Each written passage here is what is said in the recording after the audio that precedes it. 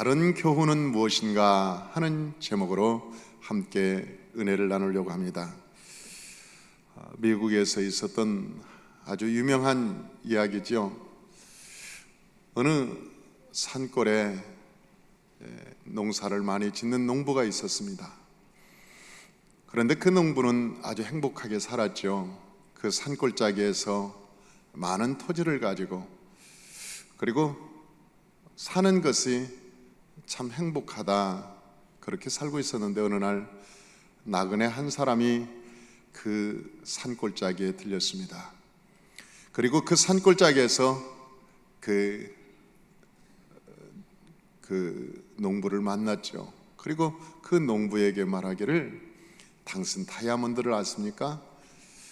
그러니까 그 농부가 다이아몬드라는 것은 무엇인지를 잘 모르겠습니다. 그랬더니 그 지나가던 사람이 하는 얘기가, 이 다이아몬드 하나만 있으면 당신 이렇게 일할 필요 없다, 이렇게 수고하고 이 산골짜기에서 날마다 땀을 흘리고 그럴 필요가 없다. 그러므로 당신이 어디에 가면 다이아몬드가 많고, 그러니 한번 다이아몬드를 찾아보는 게 어떻겠는가. 그래서 그 이후에 농부는 그 전답을 다 팔아서 다이아몬드를 찾아 나섰습니다. 세월이 흘렀죠. 5년, 10년, 이 세월이 흘러가는데 어느 날 신문에 대문짝만하게 세계에서 가장 큰 다이아몬드를 발견했다고 하는 그런 신문을 보게 되었습니다. 그런데 그 발견한 곳이 어딘가 봤더니 자기가 팔았던 그 땅, 자기가 그 산골짜기에서 팔았던 그 땅에서 다이아몬드가, 세계에서 가장 큰 다이아몬드가 나왔다는 것이죠. 그가 땅을 치며 후회하고, 그리고 그가 내가 그 땅을 팔지 않았더라면 얼마나 좋았을까, 이 후회를 했지만 이미 10년 이상이 지난 세월을 돌이킬 수가 없는 거죠. 만약 그가 땅을 팔지 않고 거기에 만족하면서 살았더라면 그가 다이아몬드를 찾았겠죠. 그리고 그는 세계에 큰 재벌이 되어서 아마 살았겠죠. 행복하게 살았겠지요. 우리가 이 세상에 살면서 수많은 사람들이 지금도 행복의 파랑새를 찾아서 헤맨다는 것입니다. 그런데 사람들이 찾고 있는 진정한 그 파랑새 행복은 어디에 있는 것인가? 우리가 진정 찾고 있는 그 행복은 본질적으로 무엇인가? 우리가 찾고 있는 그 행복이 무엇이냐? 그런 것이죠. 저는 오늘 본문을 통해서 사람들이 왜 행복을 찾지 못하는가, 그리고 진정한 행복이라고 하는 것은 어디에 있는가를 말씀드림으로 함께 은혜를 나누고자 합니다. 첫째로, 이 행복은 왜 사람들이 행복을 찾지 못하고 불행하다고 생각하는가 보면, 첫째는 하나님을 온전히 모르기 때문에 그렇습니다. 사람들에게 당신은 왜 불행하다고 생각합니까? 아니면 당신은 어떻게 하면 행복하다고 생각합니까? 그렇게 물으면 많은 대부분의 사람들이 내가 돈이 없어서 불행합니다. 내가 돈만 있으면 행복할 수 있을 것 같습니다. 내가 지금 당장 100억 아니면 내 인생 속에 한 200억 정도가 있으면 나는 행복할 것 같습니다. 그런데 내 인생이라는 것은 날마다 먹고 살기 바쁜 인생, 내가 가고 싶은 것도 가지 못하고 먹고 싶은 것도 제대로 먹지 못하는 그 이유가 돈이 없어서, 이 돈이 없어서, 돈만 있으면 내가 하고 싶은 걸 다 할 수 있는데 돈이 없어서 내가 못한다, 그렇게 생각하는 사람들이 의외로 많다는 거예요. 그런데 예수를 안 믿는 사람이냐? 그것도 아닌 것 같아요. 예수를 믿음에도 불구하고, 예수 그리스도를 나의 구주로 영접한 사람임에도 불구하고 그런 사람들이 꽤 많다는 것이죠. 이러한 것들은 우리가 1차적인 대답이 있죠. 이게 1차적인 대답입니다. 그러나 성경은 우리에게 뭐라고 얘기하느냐? 다른 것을 가르쳐주고 있는 거예요. 성경은 우리에게 다른 얘기를 하고 있는 거예요. 인간이 불행하다고 생각하는 것은 그들이 다른 교훈을 쫓고 있습니다. 인간이 불행하다고 생각하는 그것은, 인간이 불행한 것은 그들이 다른 교훈을 쫓고 있기 때문이라 그렇게 정의를 내리고 있는 것입니다. 사랑하는 성도 여러분, 우리가 다른 교훈을 쫓으면, 아니 돈이 있어도, 큰 집에 살아도, 명예 권세가 있고, 그리고 또한 먹고 싶은 거 다 먹고 갖고 싶은 거 다 가져도 이 인생이 행복할 수 없다는 거예요. 다른 교훈을 쫓으면 그들이 부경화를 누리고 명예 권세를 갖고 있을지라도 그들은 더 교만해지고, 그들이 돈이 있으면 돈이 있을수록 더 교만해진다는 거예요. 그리고 또한 그들은 언쟁을 좋아하고, 그리고 또한 그들은 분쟁을 늘 생각하고, 뭐가 옳고 이건 그르고, 그러면서 악한 생각을 가지고 사는 것이라는 것이죠. 악한 생각을 가지고 사는, 그게 돈이 있어도 나는 이 정도 돈이 있으니까 나는 행복할 거야, 나는 이 정도 뭔가 있으니까 행복할, 아니라는 것이죠. 그들은 하나님이 보시기에 아주 교만해지고, 우리가 지식이 있으면 있을수록 하나님을 모르면 인간이 교만해진다는 거예요. 이 교만하기가 짝이 없어진다는 거예요. 우리가 명예가 있으면 있을수록 사람이 교만 덩어리로 변한다는 것이죠. 그리고 자기중심적으로 판단하고 논쟁을 하고, 이건 틀려, 이건 좋아, 이건 옳은 거야. 언제나 그 중심이 하나님의 말씀에 있지 않고 내게 있다는 것이죠. 내 안에 그런 것들이 있다는 것이죠. 이 모든 불행이 어디에서 오느냐? 돈이 없어서 오는 것이 아니라는 거죠. 이 인생을 살면서 불행이 어디서 오느냐? 나 돈이 없어서, 아니면 명예나 권세가 없어서 내게 불행이 오는 것이 아니라, 성경은 우리에게 말씀해주고 있는 거예요. 다른 교훈을 쫓기 때문에 오는 것이다. 그런데 그 다른 교훈이 뭐냐? 오늘 본문에 말씀하고 있는 거예요. 오늘 본문에 뭐라고 얘기하냐면, 누구든지 다른 교훈을 하며 바른 말, 곧 우리 주 예수 그리스도의 말씀과 경건에 관한 교훈을 따르지 아니하면 그는 교만하여 아무것도 알지 못하고, 이 교만하여 아무것도 알지 못한다는 거예요. 그 사람은 아무것도 알 수 없는 거예요. 그게 뭐냐면 행복이라는 것이 뭔지도 모르고, 우리가 인생을 살면서 즐거움이 뭔지도 모르고, 이게 성경에서는 뭐라고 그래요? 그가 하버드를 나왔다고 한들 하나님께서 그를 보기에 너는 아무것도 모르는 사람이야. 우리가 이 세상에 똑똑하고 해박한 지식을 갖다고 해도 하나님을 모르면 너는 아무것도 모르는 사람이야. 그는 아무것도 모른다. 하나님께서 그렇게 정의를 내리고 있는 거예요. 그래서 그 사람은 아직도 진리를 찾지 못해서 어떻게 사느냐? 이 본문에 보니까 이 4절에 한번 읽어보십시다. 그는 교만하여 아무것도 알지 못하고 뭔만 좋아해요? 변론과 언쟁을 좋아하는 자니 이로써 투기와 분쟁과 비방과 악한 생각이 그곳에서 나온다. 이게 답이 있으면 사람들이 잠잠해지거든요. 뭔가 답을 알면 사람이 조용해집니다. 답을 알면 인생이 기쁜 거예요. 왜? 답을 찾았으니까. 답이 모르면 여러분 산만해져요. 옛날에 학교 다닐 때 밤새도록 이상한 꿈만 꾸다가 잠을 못 잔 적이 많잖아요. 저는 수학 공식을 풀다 풀어지지 않아서 밤마다 수학 공식을 푸는데 안 풀어지는 거예요. 답이 안 나오는 거예요. 그래서 밤마다 괴로워 죽겠는 거예요. 잠 좀 자고 싶은데 그 답이 나오지 않으니까.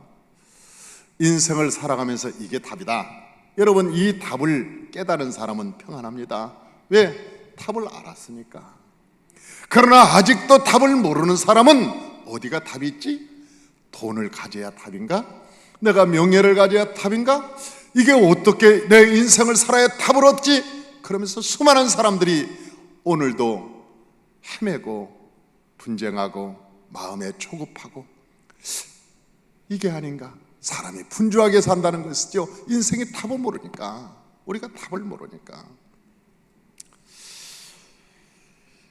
거기에서 악한 생각도 나온다, 악한 생각도 나온다 그러는 거예요.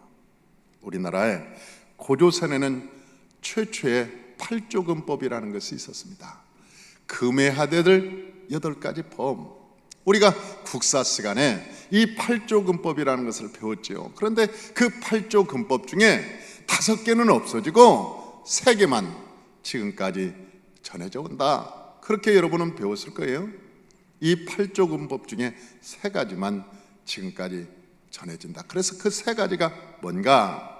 그랬더니 봤더니 사람을 죽인 자는 사형에 처하고, 두 번째는 남을 상해하는 자는 곡물로 배상하고, 세 번째는 도둑질한 자는 그 집에 또애로 삼는다. 여러분, 이 내용을 보면 출애굽기를 많이 읽어본 사람은 출애굽기에 나와 있네. 이 말이 출애굽기에 나와 있네. 아니, 출애굽기에 그대로 나와 있는 거예요. 우리나라의 고조선의 8조금법 중에 이 3가지 다 모두가 출애굽기에 이미 나와 있는 거예요. 그런데 1675년 숙종 때 북계노인이라고 하는 사람이 있었습니다. 그런데 이 북계노인이라고 하는 사람이 쓴 역사책이 있는데, 이 역사책은 아주 유명한 책입니다. 그런데 그 역사책을 보니까 없어진 5개의 법이 거기에 나와 있는 거예요. 1675년에 그 숙종 때 북계노인이 쓴 그 책에 그 5가지 없어진 내용들이 다 나와 있는데, 그걸 보니까 4번째 법이 뭔가? 그 책에 이렇게 기록되어 있어요. 너희는 오직 한 분이신 하나님만 섬기라. 아니, 그때 우리나라 천주교가 들어왔습니까? 아니면 기독교가 들어왔습니까? 여러분, 천주교도 들어오지 않고 기독교가 들어오지 않은 그때 1675년이면 아주 옛날입니다. 그런데 그 책에 그렇게 써 있는 거예요. 이 8조금법 중에 5가지 없어진 법이 있는데, 그 없어진 법 중에 첫 번째가 뭐냐? 하나님 한 분이신 하나님만 섬기라. 그 다음에 5번째는 뭐냐? 너희는 하나님의 뜻을 따라 생명 있는 것을 사랑하라. 생명이 있는 것을 사랑하라. 너희는 하나님의 뜻을 쫓아서. 그리고 6번째는 하나님께서 너희에게 보낸 내 부모를 공경하라. 그렇게 여러분은 굉장히 마음이 간이 크고, 그래서 일반적으로 놀라지 않습니다. 그런데 내가 이 책을 보면서 깜짝 놀랐어요. 야, 이게 이미 고조선에 있었네. 이미 하나님께서 이 나라를 하나님이 만드셨네. 7번째는 시기하지 말고 음란하지 마라. 8번째는 약한 자를 없인 이기지 말고 가난한 자를 구제하라. 그렇게 기록되어 있어요. 이게 8가지 8조금법 중에, 그런데 왜 하나님이 들어간 이야기만 쑥 빠졌냐는 거죠. 왜 하나님이 들어간 얘기만 쑥 빠졌냐 봤더니 1675년 조선시대에 기록된 규헌사와 단군기라고 하는 책이 있습니다. 규헌사와 단군기라고 하는 그 책이 있는데, 그 강성했던 발해가 멸망한 원인에 대해서 얘기하고 있어요. 이 발해라고 하는 나라가 멸망을 왜 했냐? 그 발해가 중국 그 근방까지, 여러분 전체가 우리 조선이었잖아요. 우리 고조선이었잖아요. 그런데 왜 발해가 멸망했냐 봤더니 거기에 그렇게 써 있습니다. 발해라는 나라의 이름은 원래 진이라고 불렀고, 진나라라고 불렀고, 그리고 그 건원, 그러니까 건국이념은 천통이라고 하여서 항상 하늘을 공경하여 하늘의 제사를 지냈는데, 자손들이 교만해져서 차차 이것이 폐지되고 불교와 함께 일삼아 제사를 드리는 나라가 되면서부터 나라가 시들해졌다. 나라가 점점 힘이 없어져 버렸다. 그렇게 얘기하고 있는 거예요. 사랑하는 성도 여러분, 우리나라는 원래 하나님을 사랑하는 민족, 하나님을 섬기는 민족이었다는 거예요. 이 나라가 하나님을 섬기는, 그래서 우리나라는 흰색을 좋아하는 백이민족이었고 고조선 때부터 하나님을 믿는 백성이었습니다. 우리가 이 세상을 살면서 가장 여러분 아름다운 일은 천지신명을 믿는 백성들이었다는 거예요. 이 민족이 천지신명. 그래서 우리 하나님을 알지 못하고 예수를 알지 못하는 그때도 사람들이 어떤 일이 있으면 뭐 소원이 있다 그러면 장독대에 물 한 그릇 딱 정한수를 떠놓고, 여러분 어디다 기도하는지 아세요? 아니 뭐 석가를 세워놓고 기도하는 줄 아세요? 아니면 호랑개교를 향해서 기도하는 줄 아세요? 아니에요. 비나이다 비나이다 천지신명께 비나이다. 천지신명이라는 게 뭔지 아세요? 하늘과 땅을 말씀으로 창조하신 그분, 그게 천지신명이라는 거예요. 천지신명, 그러니까 하늘과 땅을 말씀으로 지으신 그분에게 우리가 비나이다. 그리고 하나님께 기도했던 거예요. 하나님께 기도했던 거예요. 이 나라의 민족은 흰옷을 입고 사는 민족, 언제나 하나님의 세마포를 입기를 좋아하는 민족, 하나님께 얼마나 무슨 일이 있으면 늘 하나님을 찾았던 민족. 그래서 여러분 저 조선을 세우고 태종 이방원이 여러분 3년 동안 비가 오지 않자 그가 왕복을 벗고 왕관을 벗고 그 왕궁에 들어서 석고대조를 하면서 하나님께 기도하는 거예요. 천지신명이요. 이 백성이 죄를 지었으니 하늘에서 비가 나리게 도와주옵소서. 그리고 그 태종 이방원이 여러분 기도하는 것을 실제 여러분 봤을 겁니다. 사극을 통해서.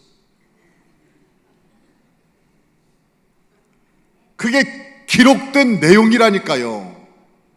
그 사극이지만 기록된 내용이라니까요. 그게 역사에 기록된 내용. 그때 비가 오지 않아서 조선에, 그래서 이방원이 많은 사람들을 죽였잖아요. 그래서 하나님께 석고대죄를 하는 거예요. 멍석을 깔고 왕복을 입고 베옷을 입고 하나님께 3일 동안 금식하면서 하나님 아버지 천지신명이여 이 땅에 비를 날려주옵소서. 그때 3일 만에 하늘의 문이 열리고 비가 내렸다고 하는 일화는 유명한 얘기입니다. 이 민족 어려운 일을 당하면 하나님을 찾았던 민족. 그래서 사람들도 말합니다. 다투다도 너무나 억울하면 그러는 거예요. 하나님은 아신다 이놈아. 하나님은. 우리가 이 세상에 싸울 때 그러는 거예요. 하나님을 안 믿는 사람도, 심지어는 스님도 그럽니다. 하나님은 아신다고. 하나님은 아시고 있다는 거예요. 응? 그러면서 하는 얘기가 너무나 억울해서 문제가 풀리지 않으면 뭐라고 앉으세요? 하나님을 안 믿는 사람도 하나님도 무심하시지. 하나님도 무심하다는 거예요. 하나님도 무심하다. 그렇게 얘기하는 거예요. 사랑하는 성도 여러분, 우리가 이 민족이, 이 백성이 여러분 이 하나님을 원래 잘 믿는 민족이었습니다.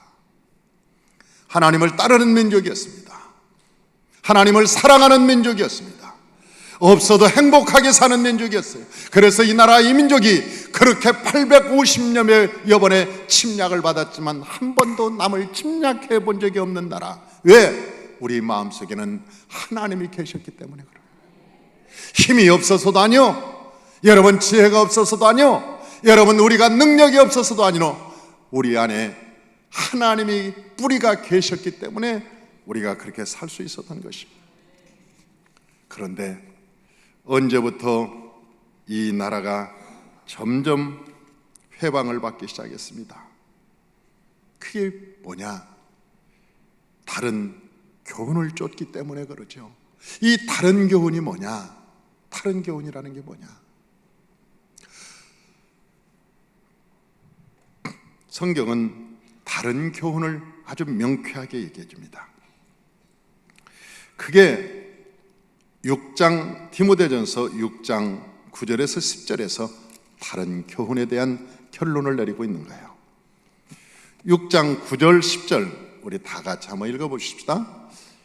부하려고 하는 자들은 시험과 올무와 여러 가지 어리석고 해로운 욕심에 떨어지나니 곧 사람으로 파멸과 멸망에 빠지게 하는 것을 돈을 사랑함이 일만하게 뿌리가 되나니 이것을 탐내는 자들은 미혹을 받아 믿음에서 떠나 많은 근심으로써 자기를 찔렀도다.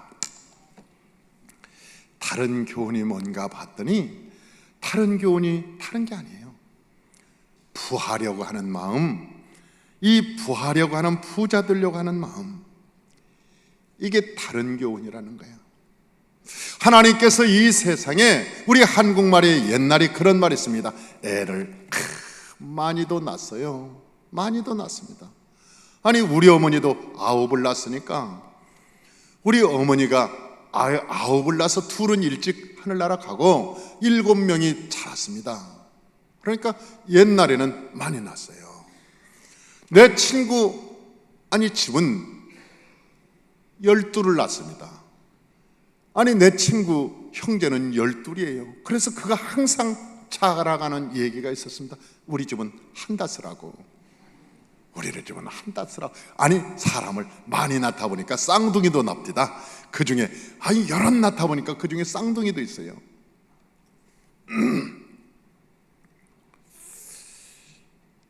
사람이 그러면서 그때 한국 사람들은 뭐라고 얘기한지 아세요? 지복은 지가 갖고 태어난다는 말을 했어요. 아니 괜찮아요. 괜찮습니다. 아들을 낳아도 애들을 다 낳아도 지복은 지가 갖고 태어나니 나도 상관이 없으나 하나님이 하늘에서 다 그 복을 주어서 내보낸다는 거예요.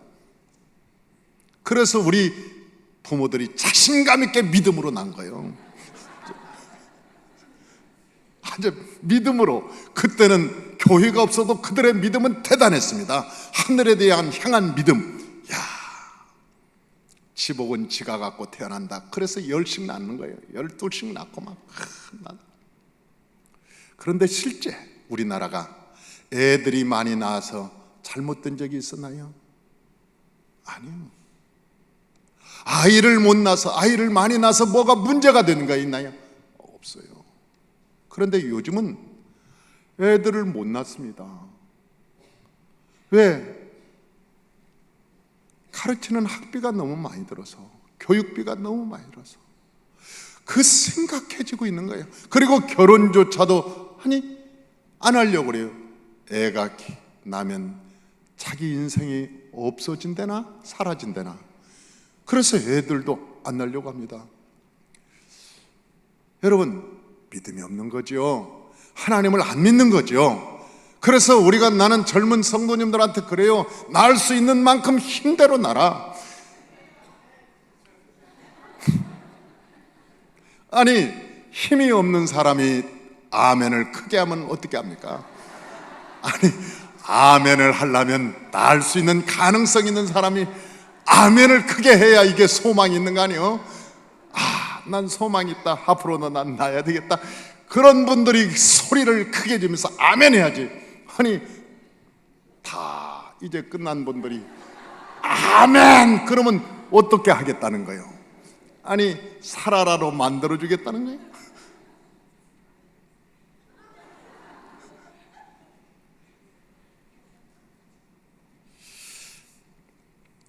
여러분, 우리 인생은 경제가 어때서 우리나라가 산다, 우리가 군사적으로 튼튼해서 우리나라가 산다, 천만에요. 살고 죽고 죽는 권세가 여호와께 있는 거예요. 부와 귀가 여호와께 있는 거예요. 이 세상에 그렇게 가난하고 힘들었어도 여러분, 이 나라의 교회가 세워지고 수많은 사람들이 기도하며 하나님을 찾을 때 하나님께서 이 나라 이 민족을 사랑하여 주셔서 이 나라가 영원히 잘됨같이 범사가 잘되고 강건한 여호와의 복을 주셨던 거죠. 경제의 성장은 경제기육원에서 일어나는 게 아니에요. 경제의 시작은 교회에서 기도하는 사람에서부터 시작되는 거예요. 그런데 돈이 중심되는 나라, 세계가 지금 돈이 가치를 결정합니다. 인생의 행복의 가치도 결정하고 행복하냐 불행하냐의 가치도 돈이 결정합니다. 이것이 옳으냐 틀리냐의 모든 가치를 돈이 결정할 때 여러분, 이 세상은 불행해지기 시작하는 것이죠. 학문도 돈을 벌기 위해서 학문을 쓴다면 불행한 사람이죠. 여러분, 가장 무서운 것은 종교가 돈을 목적으로 할 때 그 종교는 타락하게 되는 거예요. 이 불교라는 것이 보니까 372년 소수리망 2년에 이 나라에 들어왔습니다. 불교라고 하는 것이 그 고구려에 처음에 들어왔죠. 그리고 그 백제를 향해서 또한 통일신라를 향해서 그 불교 문화가 꽃을 피웠습니다. 그런데 불교가 이 나라가 삼국이 망하게 된 이유가 뭐냐? 이 불교가 왕들과 친해지면서 이 왕들과, 그러니까 세속화가 됐다는 것이죠. 불교를 뭘까? 경제를 하려면 물어보는 거예요. 스님한테. 스님, 이게 우리나라가 잘 살겠습니까? 스님, 토업지를 이쪽으로 옮기면 이 나라가 왕성하겠습니까? 스님, 이곳의 나라를, 이 서울을 이쪽으로 옮기면 기운이 좋겠습니까? 아니, 뭡니까 이게? 아니, 이게 뭐라는 거예요? 여러분, 불교의 그 사상이 아니었어요. 그런데 그 불교의 사상이 기복으로 들어오면서 이 기복이라고 하는 것은 복이 중심이 되면서 불교는 급속도로 타락하는 것입니다. 복이 기본이 되면서, 목적이 되면서, 유교라고 하는 것이 우리나라에 지대한 영향을 끼쳤습니다. 이 조선을 세우면서 유교를 국가 이념으로 삼아서 세웠는데 그 유교가 나중에는 이게 기복으로 흘러갔습니다. 복이 어떻게 하면 복을 받냐의 문제를 가지고 유교가 점점 타락해 가는 거예요. 돈이 중심이 되는 것이죠. 종교도. 이제 기독교가 남아 있습니다. 만약 기독교가 우리가 예수를 잘 믿으면 돈 많이 벌고 복을 많이 받는다, 만약 그렇게 얘기한다면 잘못된 것이죠. 심각해지는 것이죠. 이게 타락의 극치를 보여주는 거죠. 복은 하나님이 주시는 거예요. 그러나 하나님을 잘 믿으면 하나님께서 복은 저절로 주는 것입니다. 만약 우리가 목적이, 하나님을 믿는 목적이 복받기 위해서 믿는다면 그건 시작부터가 잘못된 신앙이라는 거예요. 복 안 받으면 어떻게 할 거예요? 다시 석가로 갈 거예요? 아니, 복을 안 주면 어떻게 할 거냐고. 저 사드락과 메삭과 아벳느고처럼 그리 아니하실지라도, 우리에게 그리 아니하실지라도 우리가 하나님께서 십자가상에서 나의 허물과 죄를 속량해 주시고 과거의 죄, 현재의 미래의 죄를 깨끗하게 하여 주셔서 내가 천국의 소망이 있고 하나님께서 나의 아버지가 되고 내가 그분의 자녀가 되어서 우리가 영원한 영생을 얻은 것에 기쁨이 충만한 삶, 그리고 하나님을 믿고 믿음으로 사니까 하나님이 내게 능력 주심으로 세상을 이길 수 있는 겁니다. 어떻게 주객이 전도됩니까? 이 주객이 전도되면 기독교는 타락하는 거예요. 기독교가 극심하게 타락할 때 그 중심에 돈이 있으면 기독교는 더 이상 소망이 없는 거예요. 교회에서 무슨 일을 할 때 돈이 있습니까? 이게 돈이 얼마나 있나. 만약 돈부터 계산한다면 그 교회는 이미 영성을 잃어버린 거예요. 우리가 믿음이 있냐고 얘기해야지, 우리에게 정말 믿음이 있습니까? 그렇게 믿음에 대한 얘기를 해야지. 돈이 있습니까? 만약 돈을 먼저 주판을 두드리면서 돈에 대한 얘기를 한다면 이미 그 교회는 영성을 잃어버린 거예요.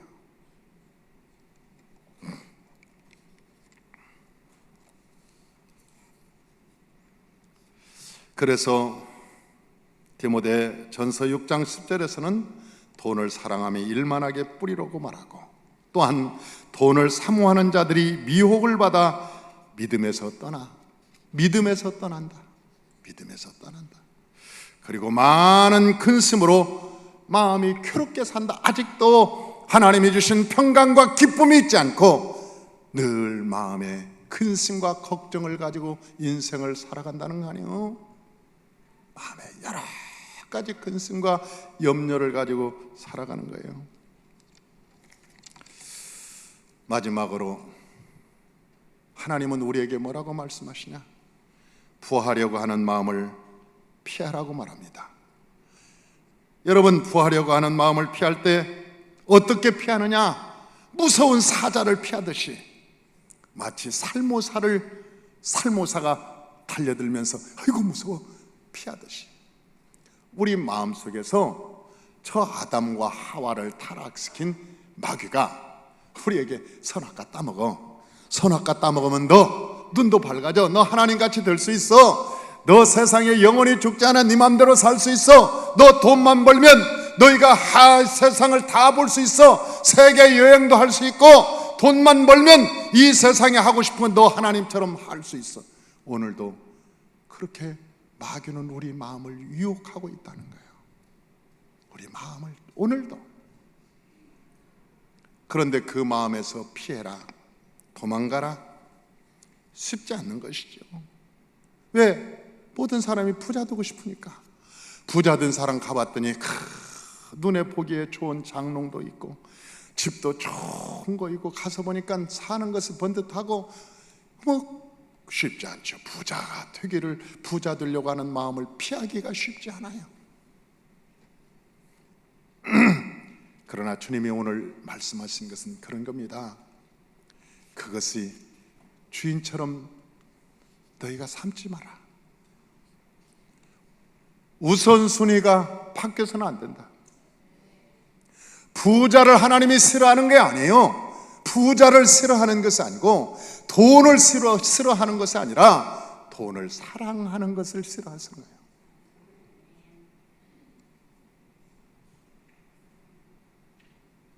하나님이 부자를 미워하는 것이 아닙니다.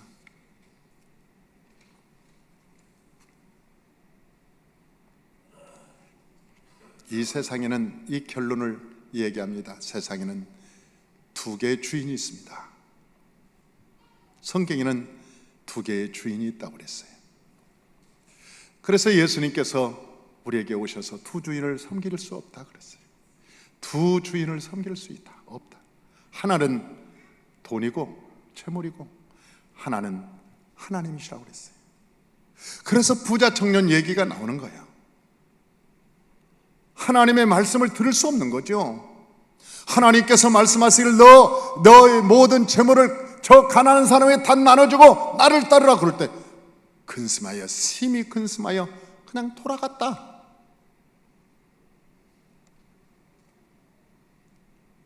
그게 재산을 팔으라는 얘기입니까?